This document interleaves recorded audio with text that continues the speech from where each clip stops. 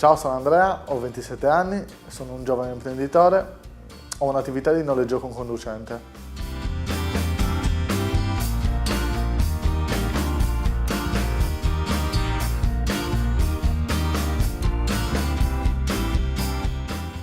L'azienda nasce circa 5 anni fa, quando avevo 22 anni. Io lavoravo nel mondo degli eventi e ho notato che mancava un servizio che riportava i ragazzi a casa dopo una serata di festa. Un servizio che era presente già da altre parti e la mia idea era quella di portarle anche nella mia città. Dopo il primo periodo però ho pensato di diversificare l'azienda e qui si è evoluta anche nel settore turistico e non solo. Il settore turistico dove mi occupo di portare le persone da aeroporti, porti e stazioni dei treni nelle zone di villeggiatura.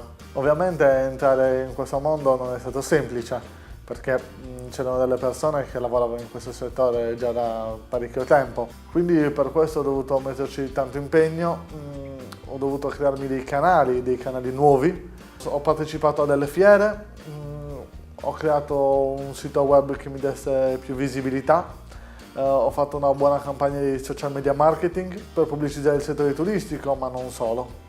Dopo i primi anni di attività, quando iniziavo a conoscere il settore, a conoscere come muovermi, ho colto un'opportunità che dava la Regione Sardegna, ho chiesto un aiuto alla Sfirz tramite un bando del microcredito, un finanziamento a tasso zero, accessibile praticamente a tutti. Si inizia a rendere il prestito alla prima rata dopo 6 mesi. Quindi questo ha fatto sì che si potessero effettuare tutti gli investimenti e iniziare a rendere il prestito quando già stava fruttando l'investimento.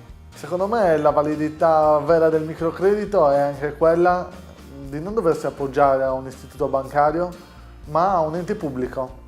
Quindi non valutano qual è la tua capacità finanziaria di resa, ma qual è la validità del tuo progetto. C'è una vera e propria scommessa dell'istituzione sull'imprenditore, sulla gente.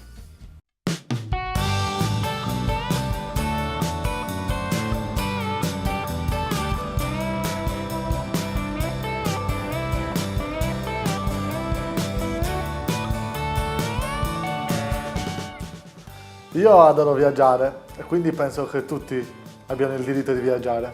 Anche per questo ho investito su un pulmino che fosse in grado di trasportare anche i disabili.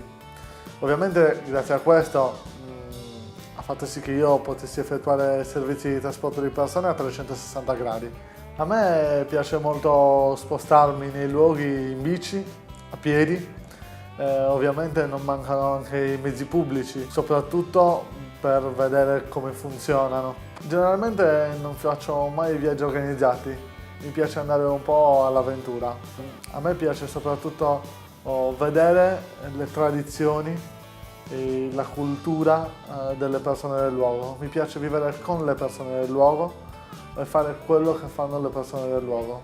Il consiglio che do a chiunque voglia aprirsi un'impresa: sceglietevi un lavoro che vi piace, perché dovete essere in grado di lavorare 7 giorni su 7, 15 ore al giorno, 365 giorni all'anno. Quindi metterci passione, forza di volontà, spirito di sacrificio è fondamentale per far sì che la vostra azienda sia duratura e che cresca nel tempo.